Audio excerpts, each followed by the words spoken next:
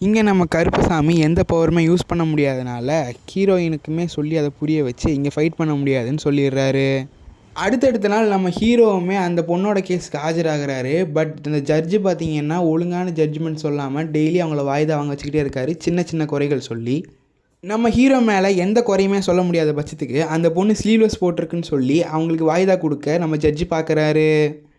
இதெல்லாம் பார்த்து டென்ஷன் ஆன அந்த பொண்ணு வாய்க்கு வந்தபடி கோர்ட்டில் பேச அந்த ஜட்ஜுமே கோர்ட்டை அவமதிச்சதுக்கு காரணமாக அந்த பொண்ணை தூக்கி ஜெயிலில் போட்டுறாரு. ஜெயிலில் போட்ட கொஞ்ச நேரத்துலேயே அவங்களுக்கு ரொம்ப உடம்பு முடியாமல் போய் அங்கேயே மயக்கம் போட்டு வாயிலிருந்து ரத்தம் வர ஆரம்பிச்சிருது. இதை பார்த்த நம்ம ஹீரோ அவங்கள தூக்கிக்கிட்டு ஹாஸ்பிட்டலுக்கு போய் அட்மிட் பண்ணுறாங்க. உடனடியாக ஆப்ரேஷன் பண்ணாதான் காப்பாற்ற முடியும்னு டாக்டருமே சொல்கிறாரு. என்ன பண்ணுறதுன்னு தெரியாத நம்ம ஹீரோ அப்போதைக்கு அந்த பொண்ணை ஹாஸ்பிட்டல் அட்மிட் பண்ணிட்டு அடுத்த நாள் காலையில் கோர்ட்டில் இருந்து நகையை வாங்கி அந்த வயசானவர் கையில் கொடுத்து இதை விற்று பணமாக்கி நீங்கள் அந்த பொண்ணை காப்பாந்துங்கன்னு சொல்லி தாட்டி விடுறாரு. நகையை வாங்கிட்டு வந்துட்டு இருந்த அந்த வயசானவருக்கு தான் பொண்ணு இறந்து போன விஷயம் தெரிஞ்ச உடனே ஆடி போயிடுறாரு.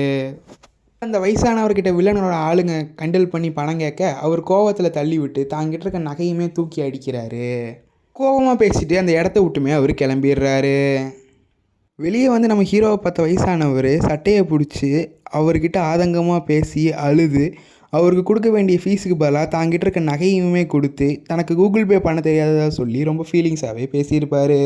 இதெல்லாம் பார்த்து நம்ம ஹீரோ வெக்ஸ் ஆகி உட்கார நம்ம ஹீரோயின் போய் மனுஷனாக தான் நீங்கள் தோத்துட்டீங்க, கடவுளை நீங்கள் தோக்கலை, ஸோ கடவுளாக உங்கள் வேலையை நீங்கள் பார்த்துட்டே இருங்க அப்படின்னு சொல்லி மோட்டிவேட் பண்ண நம்ம ஹீரோவுமே லாஸ்ட்டாக அந்த வில்லன் லாயனோட ஆளுங்களெல்லாம் அடித்து போட்டுட்டு அங்கேருந்து கிளம்புறாரு.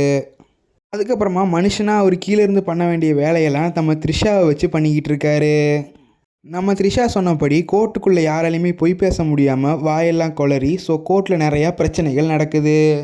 நம்ம ஹீரோயின் இங்கே கோர்ட்டில் இருக்க பெண்டிங் 27,000 கேஸுமே சால்வ் ஆகிடணும்னு சொல்லி கேட்டுக்கிட்டதுனால அந்த வரத்தை நிறைவேற்றுறதுக்காக நம்ம கருப்புசாமி ஒரு பிளான் போடுறாரு.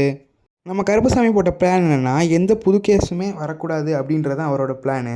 அப்போ தான் பெண்டிங் இருக்க 27,000 கேஸையும் எடுத்து வச்சு சால்வ் பண்ணுவாங்கங்கிறது தான் அவரோட பிளானு. அதுக்காக அவரோட எல்லைக்குள்ளே மட்டும் எந்த தப்பும் நடக்காத மாதிரி ஒரு மேஜிக் பண்ணிடுறாரு.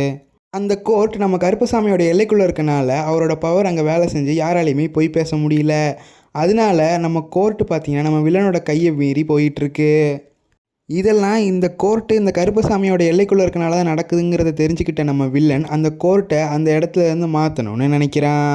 இதெல்லாம் நம்ம கருப்பசாமியோட மகிமனால தான் நடக்குதுன்னு தெரிஞ்சுக்கிட்ட அந்த ஜட்ஜு உங்கள் ஆட்டத்துக்கே வரல, என்னை விட்டுருங்கன்னு சொல்ல இதை பார்த்து டென்ஷன் ஆன நம்ம வில்லன் லாயரு அவரை அடித்து கொலை பண்ணிடுறான்.